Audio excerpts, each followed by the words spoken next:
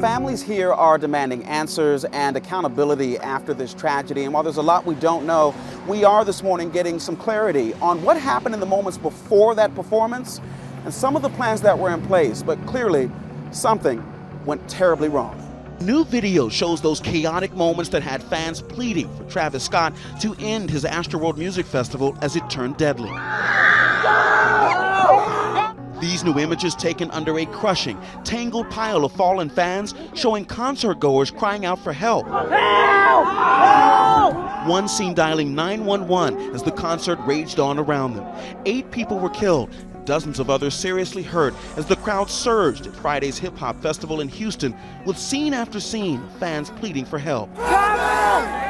Houston's police chief says he met with Travis Scott and his head of security prior to the performance to express concerns over public safety. The New York Times reporting that Houston officials were worried about crowd control, showing concert goers rushing past security earlier in the day and citing previous Astroworld festivals that became dangerous. Police now investigating why it took nearly 40 minutes to stop the rapper's show after Houston police declared the concert a mass casualty event.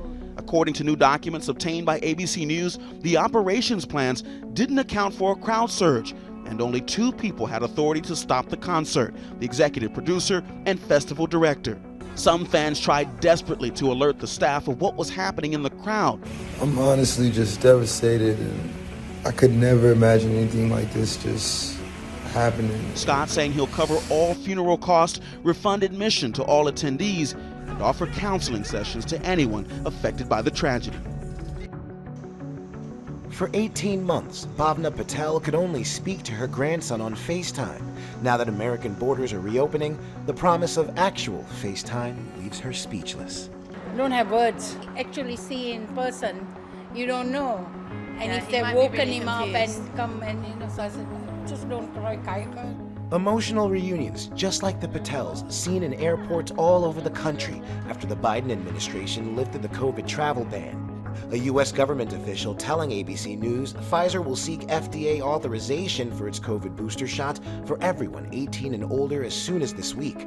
This as the Justice Department responds to an appeals court which temporarily blocked enforcement of the Biden administration's rule requiring vaccines or weekly testing for people at companies with at least 100 employees, saying the decision would likely cost dozens or even hundreds of lives per day. Congress empowered OSHA through a law that has been in the books for more than 50 years. So this is an authority that we believe the Department of Labor has.